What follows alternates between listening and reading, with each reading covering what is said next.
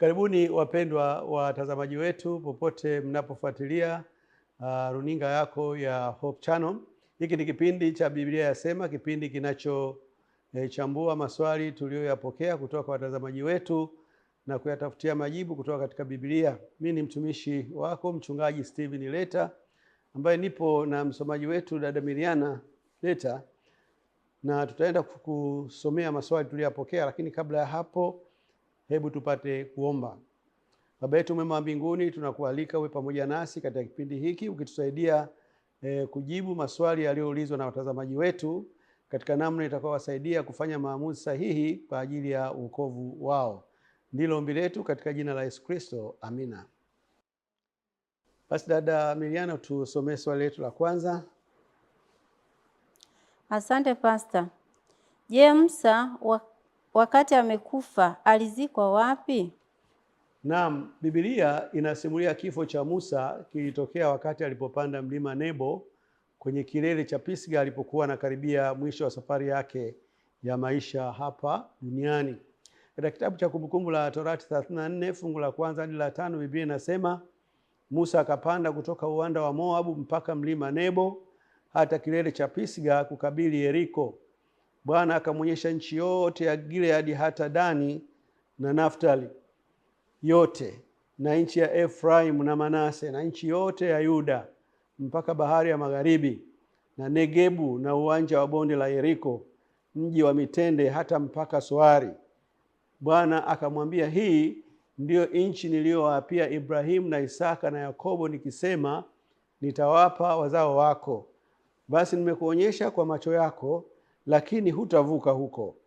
Basi Musa mtumishi wa Bwana akafa huko katika nchi ya Moabu kwa neno la Bwana. Kwa hiyo Musa alikufa na kuzikwa hapa duniani, na huduma hiyo ilifanywa na malaika wa Mungu. Lakini Musa alifufuliwa kwa ufufuo maalumu na sasa yuko mbinguni. Katika kitabu cha Yuda 1 fungu la 9, Biblia inasema, lakini Mikaeli malaika mkuu aliposhindana na Ibilisi na kuojana naye kwa ajili ya mwili wa Musa, hakuthubutu kumshitaki kwa kumlaumu, bali alisema, Bwana na akukemee. Kwa hiyo Musa alifufuliwa na Yesu mwenyewe kwa ufufuo maalumu na akaenda mbinguni ambako ndiko yuko hadi sasa hivi. Katika kitabu cha Marko 9 fungu la 2 hadi la 4 linatupa uthibitisho mwingine wa kwamba Musa yu hai. Hata baada ya siku 6 Yesu akawatwaa Petro na Yakobo na Yohana, akawaleta juu ya mlima mrefu faragani peke yao. Akageuka sura yake mbele yao, mavazi yake yakimetameta, meupe mno, jinsi asivyoweza dobi duniani kuyafanya meupe. Wakatokewa na Eliya pamoja na Musa, nao walikuwa wakizungumza na Yesu. Kwa hiyo Musa alikufa, Musa akazikwa na malaika, Yesu akaja akamfufua Musa, Musa akaenda mbinguni, na wakati fulani katika kipindi cha utumishi wa Yesu hapa duniani, Musa alionekana na Eliya wakiongea na Yesu, na baada ya hapo alirudi mbinguni, na Musa tutamkuta tutakapokwenda mbinguni. Tusomee swali jingine. Bwana Yesu asifiwe. Amina. Naitwa Florida, nipo Iringa. Nauliza, makerubi ni wakina nani hao? Okay, makerubi ni kundi mojawapo la malaika. Malaika wako katika makundi mbalimbali. Makundi ya malaika yanayofahamika ni makerubi na maserafi. Shetani kabla hajaasi kule mbinguni alikuwa miongoni mwa malaika walio kwenye kundi la makerubi. Katika kitabu cha Ezekiel 28 fungu la 14, Biblia inasema, wewe ulikuwa kerubi mwenye kutiwa mafuta afunikae, nami nalikuweka hata ukawa juu ya mlima mtakatifu wa Mungu, umetembea huko na huko kati ya mawe ya moto. Ulikuwa mkamilifu katika njia zako tangu siku ile ulipoumbwa hata uovu ulipoonekana ndani yako. Kwa wingi wa uchuuzi wako watu walikujaza udhalimu ndani yako, nawe umetenda dhambi. Kwa sababu hiyo nimekutoa kwa nguvu katika mlima wa Mungu kama kitu kilicho najisi, nami nimekuangamiza ewe kerubi ufunikae, utoke katika mawe hayo ya moto. moyo wako uliinuka kwa sababu ya uzuri wako, umeharibu hekima yako kwa sababu ya mwangaza wako. Nimekutupa chini, nimekulaza mbele ya wafalme wapate kukutazama. Kwa hiyo unaona kerubi alikuwa na nguvu, alikuwa na uwezo, alikuwa anajua kutembea juu ya moto. Alikuwa anaitwa kerubi afunikaye kwa sababu juu ya kiti cha rehema makerubi mawili, malaika wawili upande huu na upande huu walikuwa wanainua mabawa yao, yalikuwa yanakutana hapo juu, na hapa chini Mungu ndipo alipokuwa anaketi kwenye kiti chake cha enzi. Kwa hiyo ndio akaitwa kerubi afunikaye. Hiyo ndio sifa ya kerubi. Kwa maelezo hayo, makerubi ni malaika wenye uwezo mkubwa waliojaliwa hekima na uzuri mwingi. Hawa hukifunika kiti cha enzi kwa mbawa zao.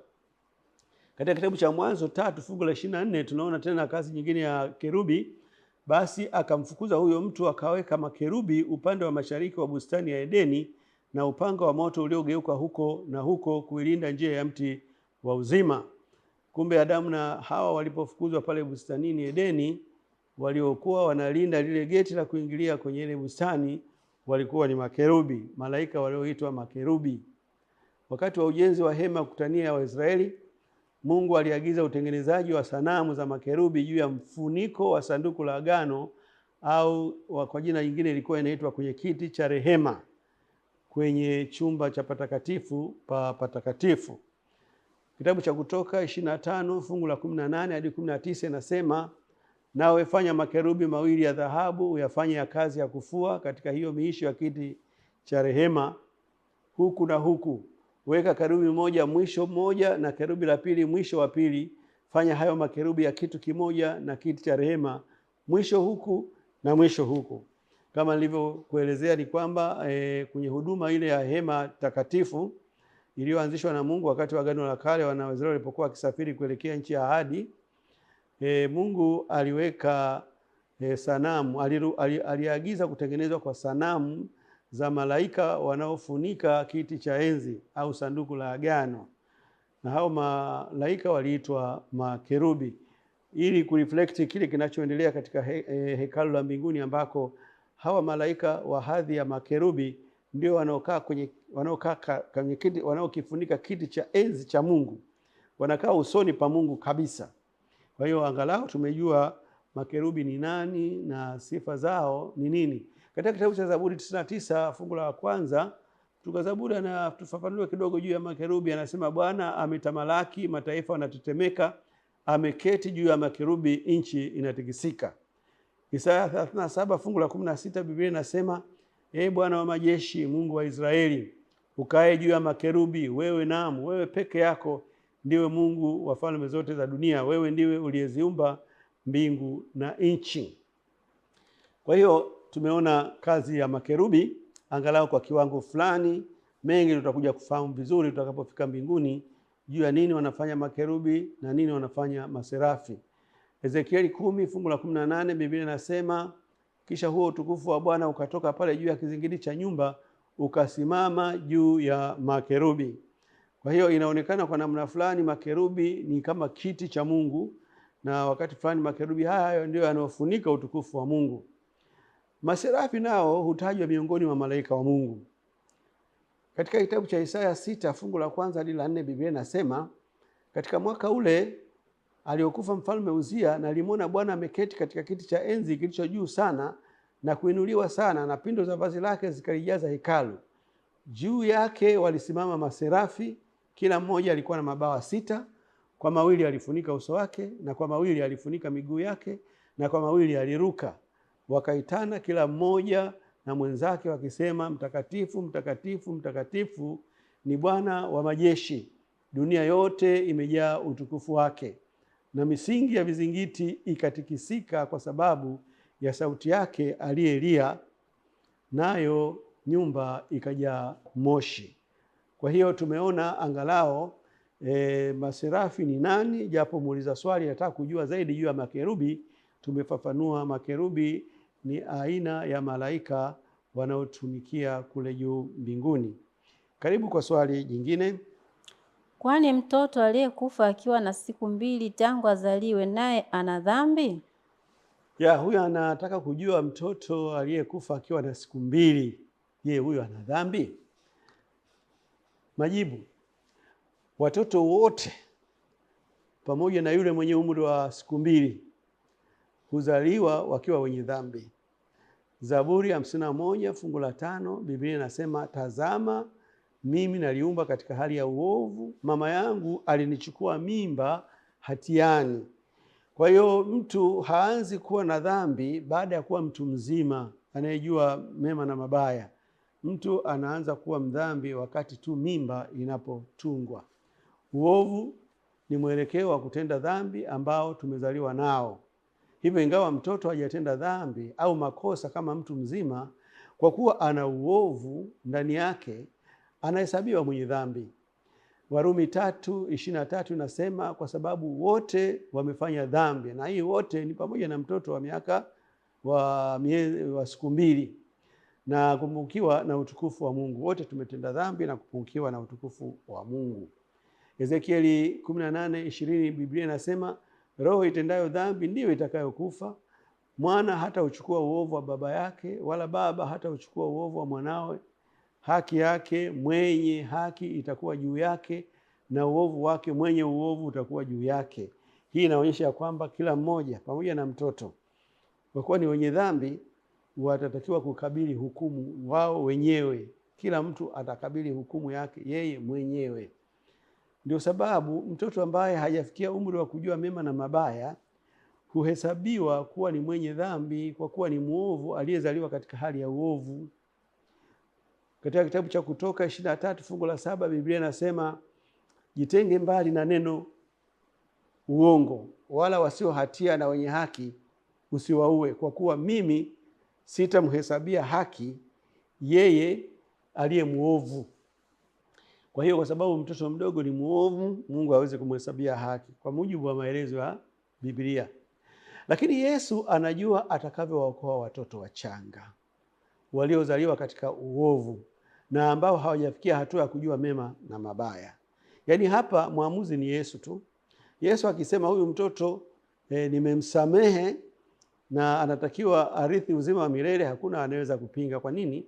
Kwa sababu Yesu alinunua kesi yetu. Yaani sisi tulikuwa ni wakwenda motoni, na sababu ya kwenda motoni kwa sababu tulitenda dhambi, yeye akajitusha dhambi zetu, akaenda kuikabili ile adhabu iliyokuwa imewalenga wanadamu wote waliotenda dhambi, na akaitumikia kikamilifu. Na baada ya kuitumikia, ametoa ofa kwamba yeyote atakayemkubali, yeyote atakayemchagua yeye Yesu kwa namna yoyote, kwa vigezo vyovyote atakavyokuwa navyo, basi huyo mtu anaokolewa. Katika kitabu cha Luka 18 fungu la 16, lisikilize kwa makini fungu hili. Biblia inasema, bali Yesu akawaita waje kwake, akasema, waacheni watoto wadogo waje kwangu, wala msiwazuie, kwa kuwa watu kama hao ufalme wa Mungu ni wao.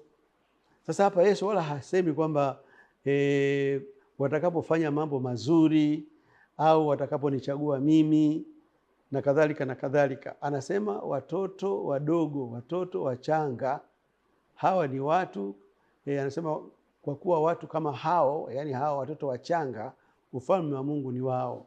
Sasa Yesu akisema watoto wachanga ufalme wa Mungu ni wao, wewe ubishe kama nani? Na kwa hiyo hii tumekuwa na tatizo la kutaka kukimbia kwenda kuwasaidia hawa watoto waliozaliwa na hali ya dhambi, waonekane kwamba hawana dhambi ili waende mbinguni, kwa kufanya yale ambayo Mungu hakuelekeza. Kujaribu kuwaokoa watoto na asili ya dhambi waliozaliwa nayo kwa kuwabatiza wakiwa hawajui lolote ni makosa, na jambo hilo haliwahalalishi kuwa wasio na dhambi. Kwa hiyo tuache hawa watoto wadogo kama walivyo, Mungu anajua ataweka wapi. Lakini huwezi kusema wale watoto hawana dhambi, kwa sababu tangu mimba zao zinatungwa walikuwa na dhambi, na Mungu ameahidi kwamba hawa watoto kama hao hawajafikia umri wa kujua mema na mabaya, anajua namna atakavyowasaidia. Usihangaike kwenda kuwabatiza ili eti kuwasaidia wakubalike kule juu mbinguni. Swali hilo tumemaliza kwa kujibu hivyo. Hebu tusomee swali linalofuata.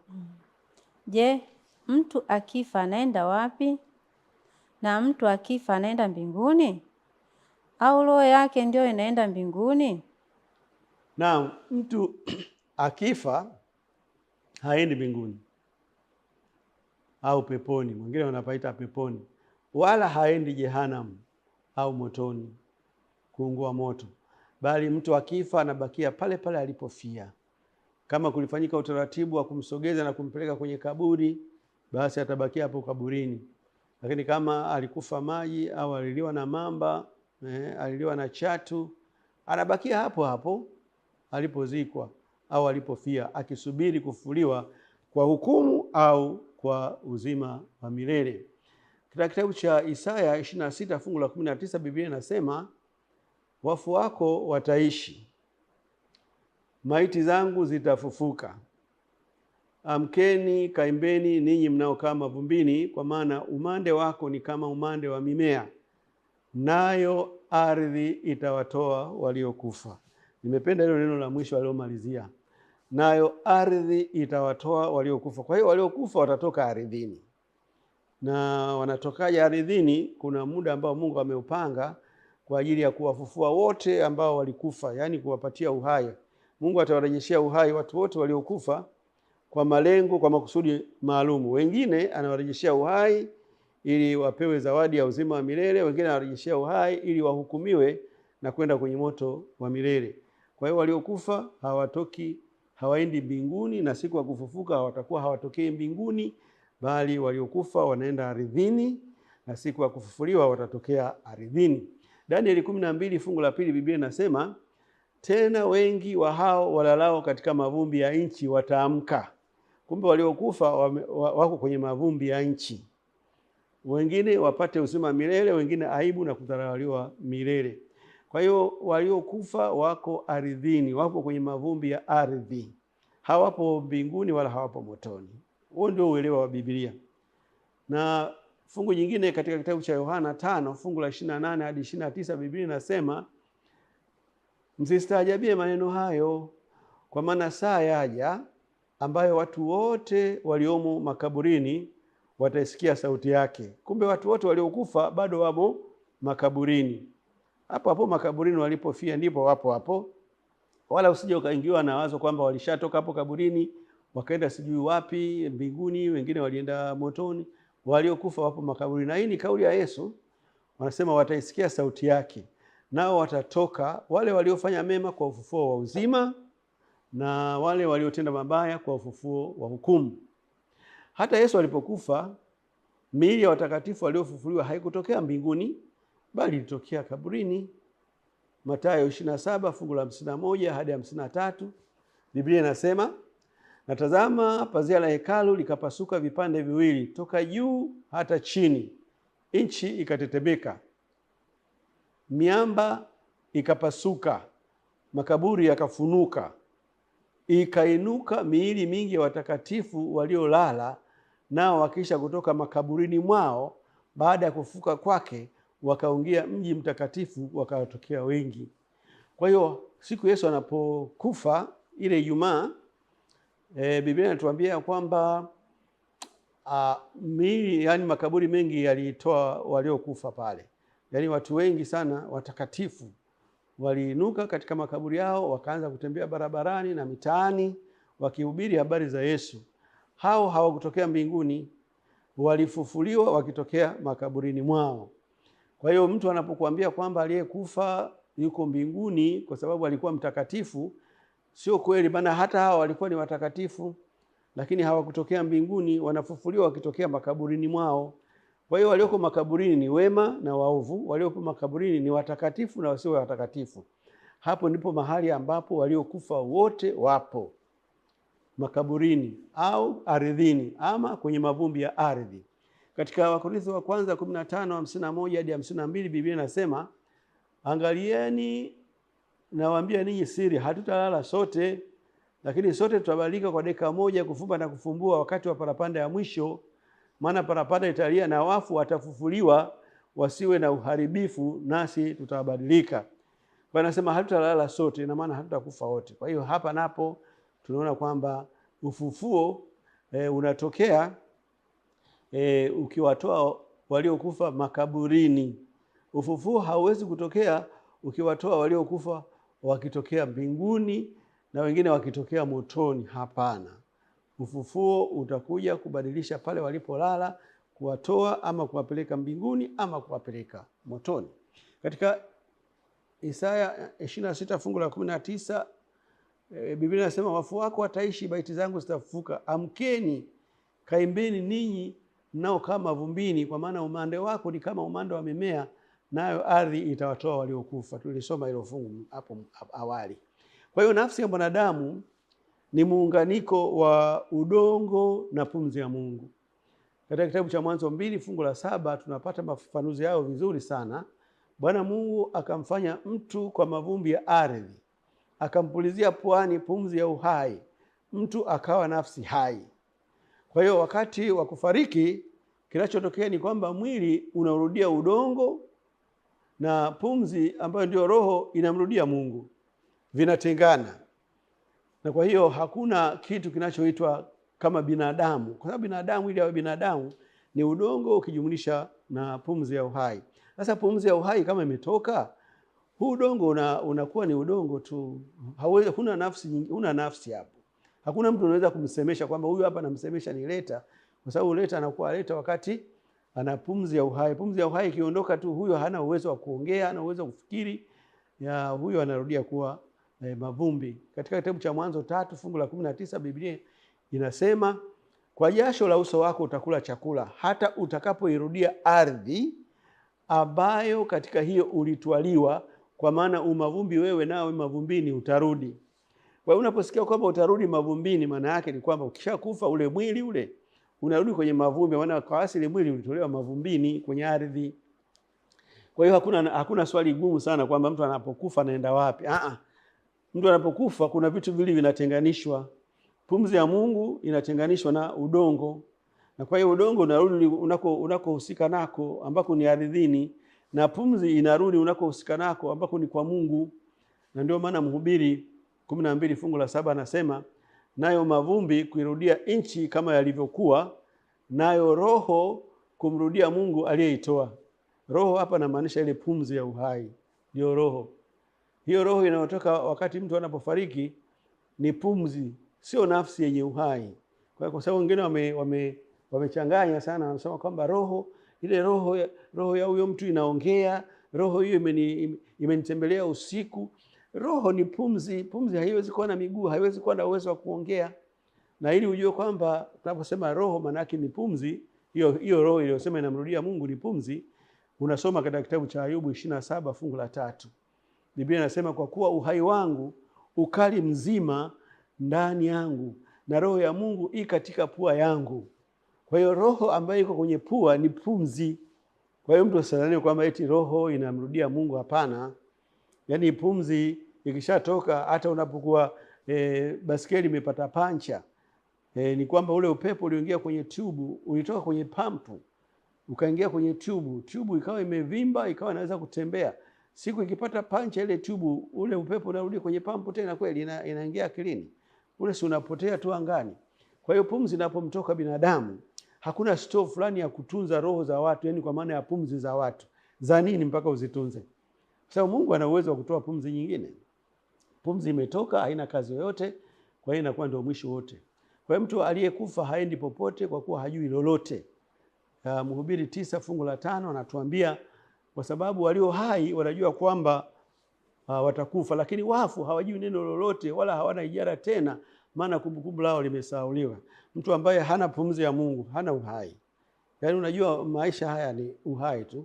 Huu moyo ukiacha kupumua huu, mtu hawezi kujijua kwamba yeye ni nani, hawezi kujua yuko wapi, hawezi kutamani kula chakula, kwa sababu uwezo wa kutamani kula chakula, wa kutambua kwamba uko wapi au wewe ni nani, unatokana na ile pumzi ya uhai ambayo inaleta uhai ndani ya mtu. Sasa hiyo pumzi haipo, huyo mtu usitegemee kwamba anajua kitu chochote. Kwa mtu akifa haendi mbinguni, bali usubiri ufufuo. Tusomee swali nyingine. Asante. Naitwa Daniel Mbwambo. Je, kuna mwanadamu ambaye leo hii wapo mbinguni? Kama ni hivyo, vipi kuhusu Yohana 3:13? Katika kujibu swali lake, hebu kwanza tuliangalia ile fungu alilotupatia. Yohana 3:13 nasema, wala hakuna mtu aliyepaa mbinguni ila yeye aliyeshuka kutoka mbinguni, yaani mwana wa Adamu. Ni kweli kuwa aliyepaa mbinguni akiwa amekidhi sifa na vigezo vyote ni Yesu Kristo. Yeye ndiye mwanadamu pekee ambaye aliishi duniani bila kutenda dhambi, na ndio sababu alistahili kwenda mbinguni.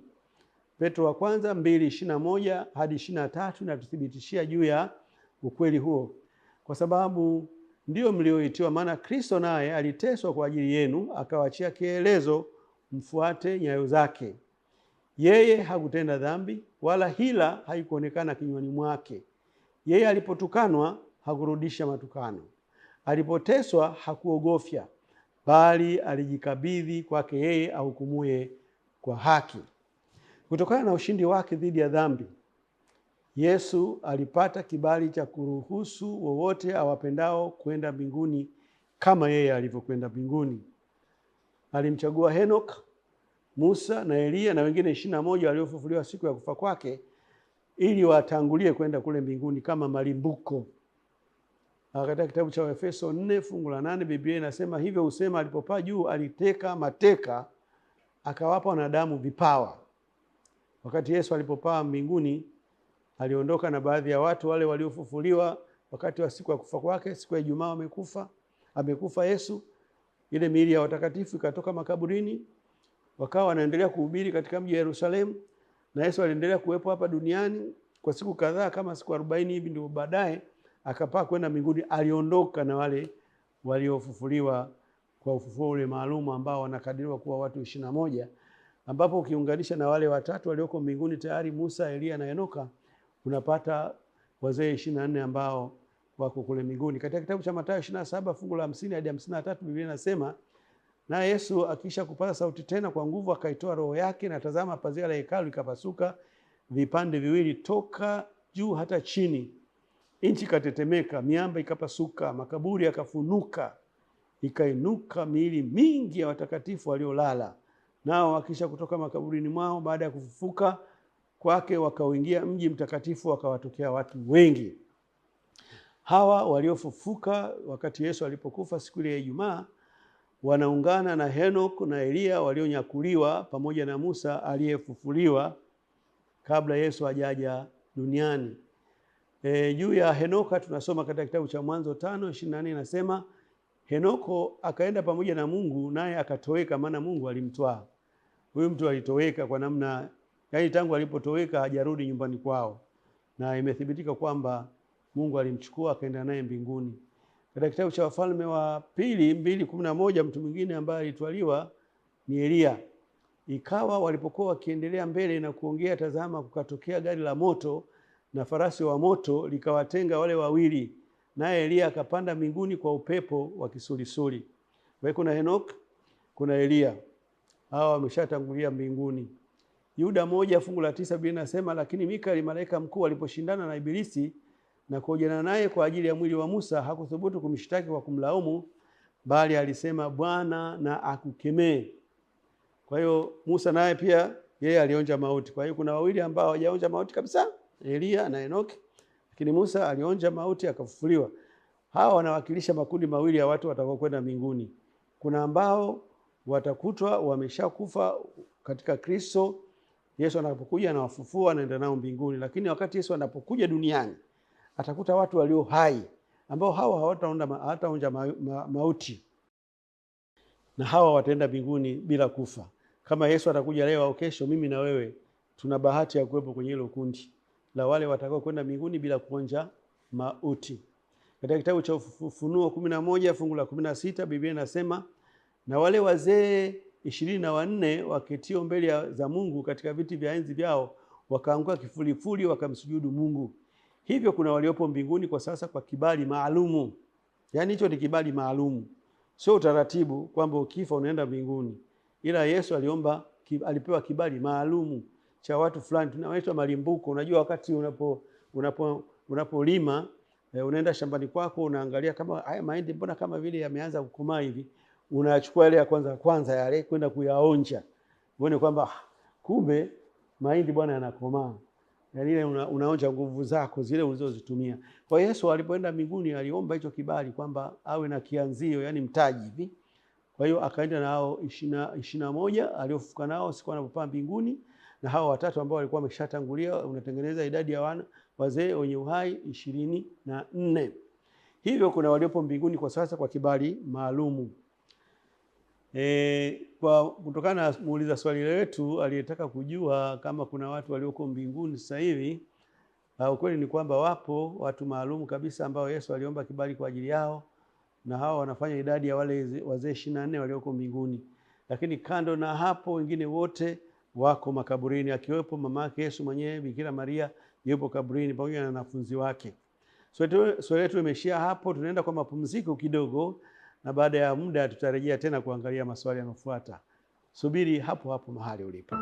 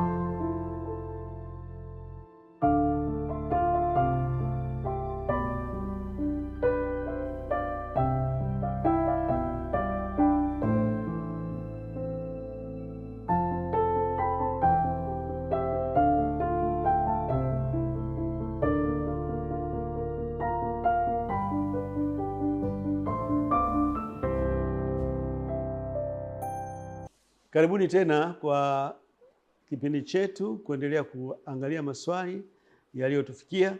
Dada Miriana utatusomea swali linalofuata. Asante. Naitwa Ephraim Charube. Nina swali, kitabu kinasema asiyefanya kazi na asile. Hapo huwa nashindwa kuelewa, ni kazi ya Mungu au kazi za mikono yetu? Asante sana ndugu Chelube. Ya binadamu aliumbwa ili afanye kazi kwa ajili ya kujipatia kipato na kwa faida ya afya yake. Katika kitabu cha Mwanzo 2 fungu la 15 Biblia inasema, Bwana Mungu akamtoa huyo mtu akamweka katika bustani ya Edeni ailime na kuitunza. Kwa hiyo kazi ya kwanza baada ya mwanadamu tu kuumbwa alipewa kazi ya kulima na kutunza bustani. Kwa hiyo kazi ni mbaraka. Waebrania 12 fungu la 12 hadi 13 Biblia inasema, kwa hiyo inyosheni mikono iliyolegea na magoti yaliyopooza, mkaifanyie miguu yenu njia za kunyoka, ili kitu kilicho kiwete kisipotoshwe, bali afadhali kiponywe. Kwa hiyo kumbe kuto kufanya kazi kunaleta udhaifu katika mwili. Mwili unakosa nguvu. Na kwa hiyo Mungu akiangalia hayo yote kwamba faida ya kiafya na faida za kiuchumi, aliagiza wanadamu wafanye kazi. Katika nyakati za Paulo walikuwepo watu wasiozingatia huo ushauri. Katika kitabu cha Wathesalonike wa pili 3 fungu la 10 Biblia inasema, mwajua wenyewe jinsi wapasavyo kutufuata, kwa sababu hatukuenda bila utaratibu kwenu, wala hatukula chakula kwa mtu yeyote bure, bali kwa taabu na masumbufu, usiku na mchana tulitenda kazi, ili tusimlemee mtu wa kwenu awaye yote.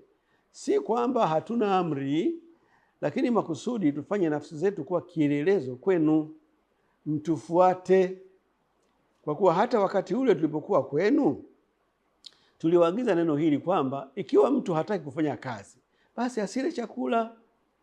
Maana tusikia kwamba wako watu kwenu waendao bila utaratibu, hawana shughuli zao wenyewe, lakini wanajishughulisha na mambo ya wengine. Basi tuwaagiza hao na kuwaonya katika Bwana Yesu Kristo watende kazi kwa utulivu na kula chakula chao wenyewe. Alikuwa ni maelekezo sahihi kabisa. Kulikuwa na watu waliingiza uvivu, walikuwa naamini kwamba ukiwa Mkristo, ukiwa umeondoka kwenye maisha ya upagani, basi hata kufanya kazi utakiwa kufanya kazi, yaani kazi kama laana hivi. Paulo akawaonya kwamba hapana, kufanya kazi ni kwa lazima, na kama mtu anataka asifanye kazi basi nakula asile. Hapa msisitizo ni wa kufanya kazi binafsi za kujipatia riziki. Kwenye hili agizo la Paulo alichokuwa anazungumzia hapa ni kwamba kila mtu awe na kazi ya kumpatia riziki, yaani asiwe tegemezi. Hata wao wenyewe Paulo na watumishi wengine walionyesha mfano, hawakuwa tegemezi, walikuwa wanafanya kazi zao. Paulo alikuwa na kazi ya kutengeneza matenti, maturubai haya. Ilikuwa inampatia vihela. Unajua miaka ya zamani huko ilikuwa hakuna mshahara. Kazi ya Mungu unafanya kama kujitolea tu. Kwa hiyo hapa msisitizo wake ulikuwa ni kwamba kila mtu awe na shughuli inayomuingizia uchumi au kipato. Katika kitabu cha Efeso 4 fungu la 28 kunatolewa sababu nzuri zaidi kwa nini kila mmoja anatakiwa afanye kazi. Biblia inasema mwibaji asiibe tena, bali afadhali afanye juhudi akitenda kazi iliyo nzuri kwa mikono yake mwenyewe, apate kuwa na kitu cha kumgawia mhitaji. Yaani kama kuna kitu ambacho kinakuwa hakijakaa vizuri, ni kukutana na mhitaji, alafu unamwambia pole, naambia nitakuombea, wakati unamwona kabisa yule pale ana njaa, anahitaji chakula, muda wote anaweza kadondoka chini akafa. Na ndio maana akasema ni muhimu mfuko wao uwe na hela, na hela huwa haziji zikidondokea tu kwenye mifuko ya watu. Hela zinakuja kwa kufanya kazi. Kwa hiyo Paulo amezidi kuweka msisitizo ya kwamba kufanya kazi ni kwa muhimu, sio kwa ajili yako wewe peke yako, lakini kuna wahitaji wale wanaokuzunguka, unaokutana nao kila siku barabarani, kazini, ndugu zako, majirani zako. Wale wakiwa na changamoto yote ya uhitaji, wewe unawajibika kuwasaidia. Kwa hiyo njia ya kuhakikisha kwamba unacho cha kuwasaidia wahitaji ni kufanya kazi. Pamoja na kazi zako binafsi, unapaswa pia kutenga muda kwa ajili ya kazi ya Mungu. Sasa hapa tunaingia kwenye ile awamu ya pili ulioulizia kwamba je, ni kazi tu za kawaida za kuingizia kipato au na kazi za Mungu? Na kazi za Mungu nazo zipo. Mungu anasisitiza katika kitabu cha Timotheo wa kwanza 4:14, Biblia inasema usiache kuitumia karama ile iliyomo ndani yako uliopewa kwa unabii na kwa kuwekewa mikono ya wazee. Yaani kila mmoja wetu anayo karama. Mungu hajakuleta hapa duniani hivi hivi tu. Kuna kitu fulani amekupatia cha kuweza kuyafanya maisha ya watu wengine yawe rahisi au yawe bora zaidi. Kwa mfano mimi niko hapa naelimisha. Ni kipawa Mungu alichonipatia kwamba nikitumie kwa ajili ya watu wengine. Lakini wewe utakuwa na kipawa kingine kwa ajili ya kusaidia watu wengine. Chochote unachokifanya kwa ajili ya kubariki watu kinampatia Mungu utukufu. Maana hapa duniani tumekuja kwa makusudi mawili: kuwabariki watu na kumpa Mungu wetu utukufu. Na hiyo inafanyika kupitia karama ambazo Mungu amekupatia. Kwa hiyo unapohisi kwamba una jambo unaloweza kulifanya kwa ajili ya Mungu wako, kwa ajili ya wale walioumbwa kwa mfano wa Mungu, kwa ajili ya kanisa lako, lifanye. Biblia katika kitabu cha Wakorintho wa pili 9 fungu la 12, Biblia inasema maana utumishi wa huduma hii hauwatimizii watakatifu riziki walizopungukiwa tu, bali huzidi sana kuwa na faida kwa shukrani nyingi apewazo Mungu. Kwa hiyo katika kufanya kazi ya Mungu kuna riziki unaweza kupata. Lakini hata usipopata riziki, anasema kuna kitu Mungu anafaidika nacho. Mungu anapewa shukrani kwa hizo kazi unazozifanya. Wako watu wengi mimi wananipigia simu anakwambia nakushukuru mchungaji kwa maswali uliojibu, umetubariki. Sasa hao watu mimi ningewaona wapi? Unaona? Kwa namna wanavyoshukuru hivyo, bila shaka hata kuniombea wananiombea. Sasa hilo ni jambo kubwa. Kwa hiyo binadamu yoyote yule haishi tu kufanya kazi zake za kujipatia riziki, lakini hebu fanya kazi za kusaidia watu wengine. Kuna watoto yatima, kuna watoto wadogo, mtoto mdogo anashindwa kuvuka barabara, unamshika mkono unamvusha. Umefanya kazi ya maana. Kwa hiyo pamoja na kujipatia kazi za kipato, fanya hata kazi zingine za kujitolea kwa ajili ya kumpatia Mungu utukufu na kwa ajili ya kubariki watu wengine. Tusomee swali jingine. Bwana Yesu asifiwe. Amen. Swali langu nauliza hivi, eti shetani hana mamlaka ya kuua mwanadamu? Unataka kujua kama hivi shetani ana mamlaka ya kuua binadamu? Hana. Shetani, nianze kujibu kwa maelezo ya utangulizi.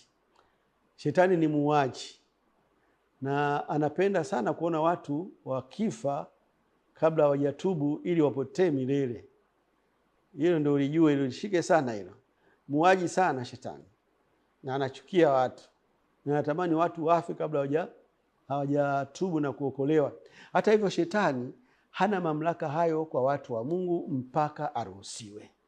Yaani kwa watu wa Mungu wana kinga fulani hivi waliokingiwa, ambao shetani hawezi kuwaingia kiurahisi rahisi tu, anapojipendea tu anataka kuua na ua. Hapana. Tunasoma katika kitabu cha Yohana 8 fungu la 44, Biblia inasema, ninyi ni wa baba yenu Ibilisi, na tamaa za baba yenu ndizo mpendazo kuzitenda. Yeye alikuwa muuaji tangu mwanzo, wala hakusimama katika kweli, kwa kuwa hamna hiyo kweli ndani yake. Asemapo uongo, husema yaliyo yake mwenyewe, kwa sababu yeye ni muongo na baba wa huo. Kwa hiyo kila kifo kilichotokea duniani shetani amehusika nacho. Hata hivyo, Mungu hafurahii mwanadamu anapofariki. Katika Ezekieli 18:32 Biblia inasema, maana mimi sikufurahia kufa kwake afaye, asema Bwana Mungu, basi gairini mkaishi. Pamoja na kwamba wanadamu wanakufa, na sababu kubwa ya vifo vinavyotokea wanadamu ni shetani amekuwa akichochea ajali hizi unazoziona, mioto kule Marekani tumesikia mioto inatokea kule, imeleta hasara kubwa sana. Nyuma ya hayo mambo yote hayo shetani yupo hapo. Lakini sasa, je, Mungu anafurahia wanadamu wanapokufa? Anasema Mungu hafurahi. Anachotafuta kwa wanadamu, anasema gairini mkaishi, tubuni, nirudieni, ili kusudi shetani asiwe na uwepesi sana wa kuyafikia maisha yenu na kuyaangamiza au kuharibu mali zenu. Mungu hupenda kila mtu afikirie toba, ili kama atalazimika kufa afe katika tumaini la uzima milele. Ukweli ni kuwa shetani hana mamlaka ya kuwa kiumbe ambaye Mungu hajaridhia afe. Katika kitabu cha Ayubu 1 fungu la 8 hadi 12 Biblia inasema, kisha Bwana akamuuliza shetani, je, umemwangalia huyo mtumishi wangu Ayubu?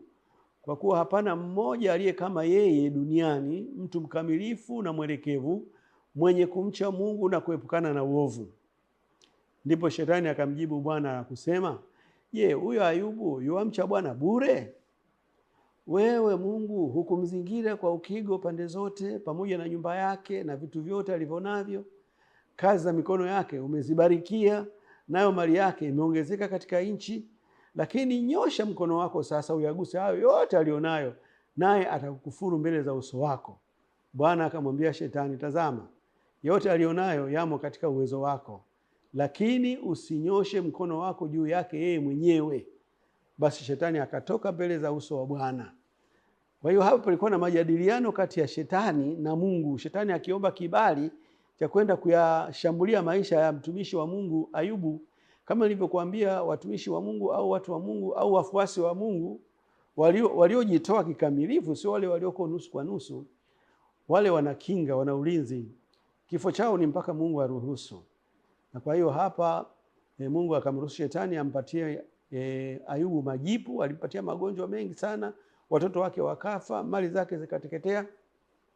Kwa hiyo Mungu akiona vema anaweza kuruhusu mtumishi wake alale mauti, kama ilivyotokea kwa Yohana Mbatizaji, hata kama jambo hilo linamnufaisha zaidi shetani na wapambe wake. Katika kitabu cha Mathayo 14 fungu la 9 hadi 12 tunasoma kama ifuatavyo: naye mfalme akasikitika, lakini kwa ajili ya viapo vyake na kwa ajili ya wale walioketi chakulani pamoja naye, akaamuru apewe. Akatuma mtu akamkata kichwa Yohana mle gerezani, kichwa chake kikaletwa katika kombe, akapewa yule kijana, akakichukua kwa mamaye.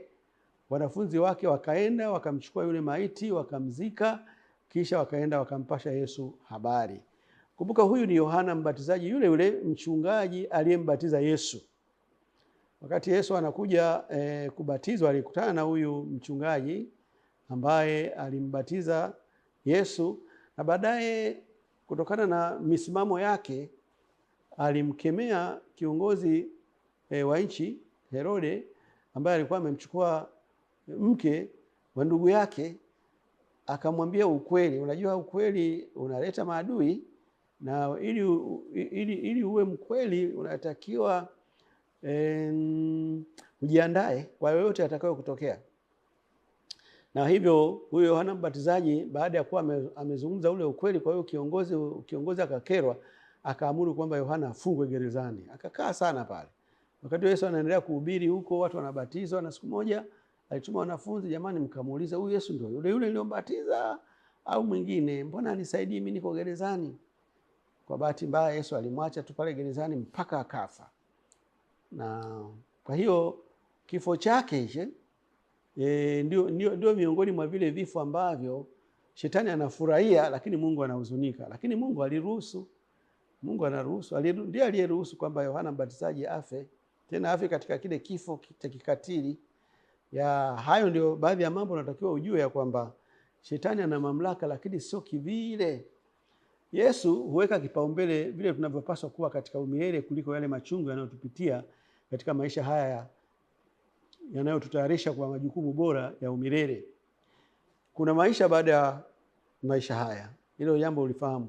Na Mungu anaangalia hayo maisha ya pili ambayo ndio yatakuwa ya kudumu.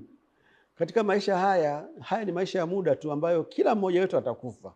Ni siku tu tunatofautiana na mazingira ya kufa ndio yanatofautiana.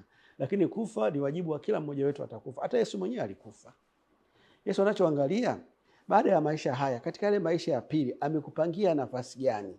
Na ili hiyo nafasi aliyokupangia kwenye maisha ya pili uimudu vizuri, aruhusu kitu gani kikutokee katika haya maisha. Kuna watu wamepata ulemavu katika hii kipindi cha maisha kwa ajili ya kufanya kazi ya Mungu tu. Yesu anajua nafasi ya hao watu katika maisha yale ya pili, ya kwamba watakuwa ni watu wenye huruma sana. Huenda watakuwa na nafasi ya juu sana ya kuangalia wanyonge walio chini yao. Na kwa hiyo kile alichotendewa katika maisha hapa duniani atamsaidia sana katika kipindi atakapokuwa mtawala. Kumbuka Daudi alivyokuwa ameteswa na Sauli katika kipindi chote kile. Kumbe alikuwa anaandaliwa atakapoingia ikulu awe mtawala mwenye kujali maumivu ya wanyonge. Kwa hiyo kuna namna ambayo Mungu anaweza akaruhusu tukafa katika mazingira ya kikatili sana.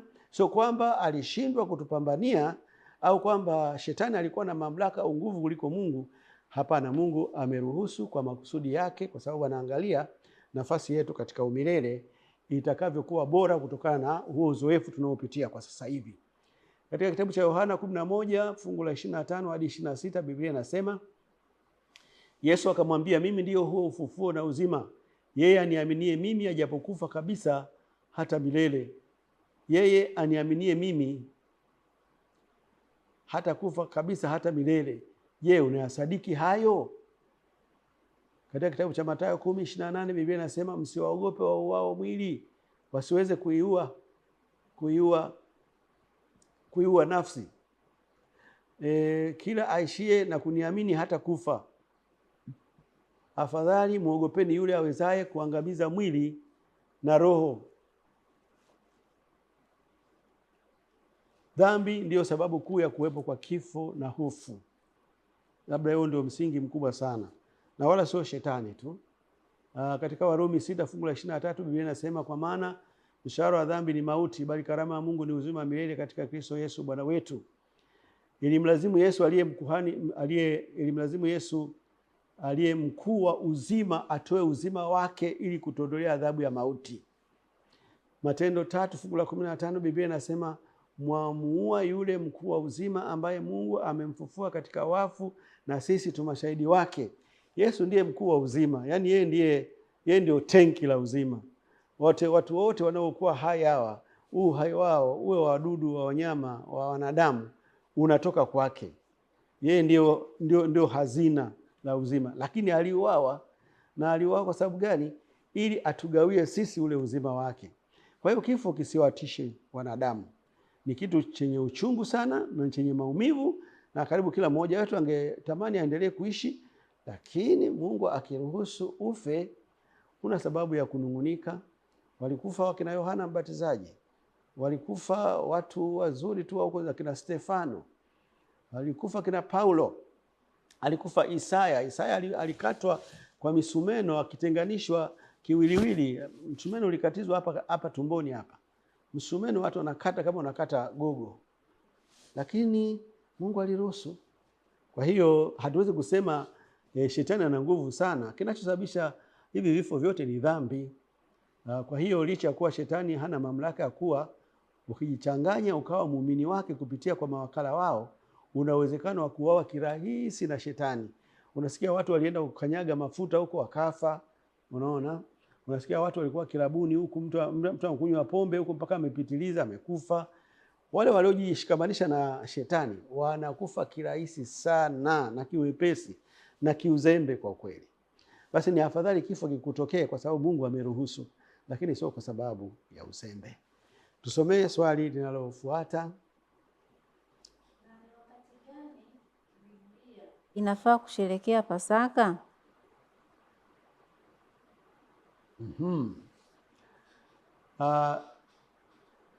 Hebu rudie tena. Arudie swali, si ndio? Hebu ngoja niangalie hilo swali. Umeliona? Okay, sawa, umeliona. Kwa nini tunasherehekea Pasaka kama sikukuu ya kufufuka kwa Kristo, na wakati Biblia inasema Pasaka ni sikukuu ya mikate isiyotiwa chachu? Okay, asante sana. Nakushukuru sana kwa swali lako hilo zuri. Majibu ni kwamba tunasherehekea Pasaka kwa kuwa ni agizo la Mungu kwa watu wake. Wakati wa Agano la Kale, Pasaka iliadhimishwa na Wayahudi kukumbuka siku taifa lao lilipokombolewa. Wakati wa sasa, Wakristo wanasherehekea Pasaka kwa utaratibu mpya kukumbuka ukombozi wa wanadamu kupitia kifo cha Yesu pale msalabani. Katika kitabu cha Kutoka 12 fungu la 25 hadi 27, Biblia inasema, itakuwa hapo mtakapoifikiria hiyo nchi Bwana atakaowapa kama alivyoahidi, ndipo mtakapoushika utumishi huu.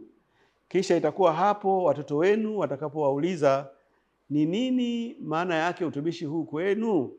Ndipo mtawaambia, ni dhabihu ya Pasaka ya Bwana, kwa kuwa alipita juu ya nyumba za wana wa Israeli huko Misri, hapo alipowapiga wa Misri akaziokoa nyumba zetu. Hao watu wakainama vichwa na kusujudia. Kwa hiyo katika Pasaka hiyo ya Agano la Kale, mikate isiyotiwa chachu ilitumika.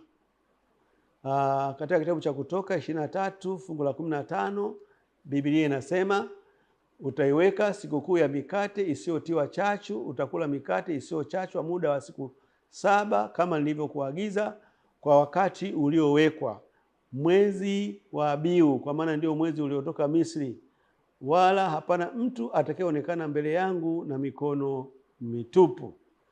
Kwa hiyo Pasaka ya Agano la Kale ilitumia mikate isiyotiwa chachu kuwakilisha mwili wa Yesu utakaotolewa kama kafara ili kututoa kwenye utumwa wa dhambi. Yesu akaagiza Pasaka pia iadhimishwe kwa mfumo mpya wa kukumbuka kifo chake, ambapo mikate isiyotiwa chachu na zabibu isiyo na kileo pia vingetumika kwa wakati ambao jamii ya waumini wangekubaliana na si kwa kushabihi tarehe Yesu aliyokufa. Kwa hiyo kwenye Agano Jipya tunaikuta Pasaka na iliagizwa na Yesu mwenyewe, na ilikuwa inatumia mikate isiyotiwa chachu na zabibu ambayo haina kileo ndani yake, isipokuwa tu haielezwi kwamba itakuwa inafanyika tarehe gani. Hii ni kwa kuwa tarehe halisi Yesu aliyokufa haifahamiki. Moja ya vitu ambavyo vimekuwa haviwezi kuonekana kwenye Biblia ni tarehe ya kuzaliwa kwa Yesu na tarehe ya kufa kwa Yesu. Hivyo vimefichwa kabisa, havijaweza kufahamika mpaka leo hii. Kwa hiyo kama tungeweza kuijua hiyo tarehe ya kufa kwa Yesu, Pasaka ingekuwa inafanyika katika hiyo tarehe aliyokufa Yesu. Lakini kwa kuwa hiyo tarehe haifahamiki, jambo hilo limeachwa kwa waumini wenyewe wakubaliane ni siku gani wafanye hiyo Pasaka.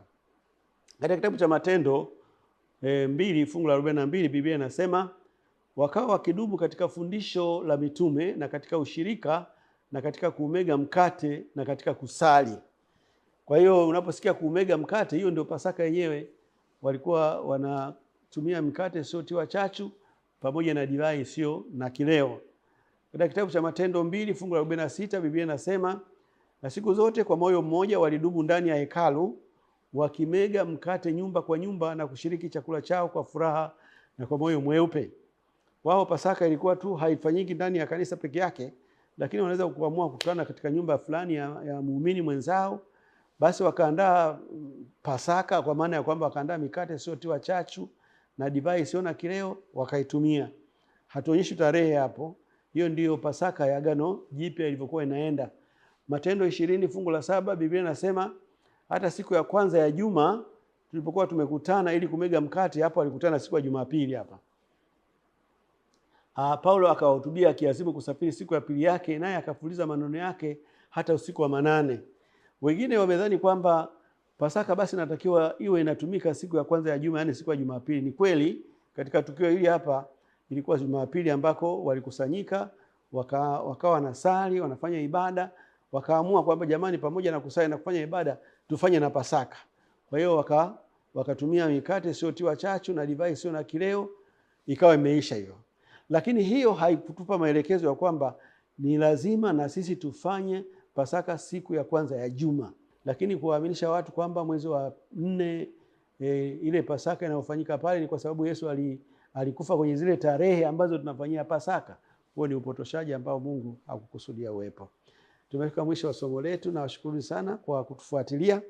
Na sasa tunapokwenda kufunga kipindi chetu, nitawapeni namba zangu. Namba yangu ni 0764 600 362, 0764 600 362. Ninakuomba mahali ulipo ufumbe macho tuweze kuomba. Baba yetu mwema mbinguni, tumekuwa na wakati mzuri katika kujibu maswali ya watazamaji wetu. Tumefanya tulivyoweza kwa kadri Roho yako Mtakatifu alivyotuongoza. Tunaamini watazamaji wetu wamepata mwanga wa kutosha kuwasaidia kufanya maamuzi yaliyo sahihi. Sasa kila mmoja ambaye amelielewa neno lako ukamjalie uwezo wa kulikumbatia na kuliishi, na hatimaye kufanya uchaguzi utakaoweza kuokoa nafsi yake. Asante kwa sababu utafanya hayo, tunaomba na kushukuru katika jina la Yesu Kristo. Amina.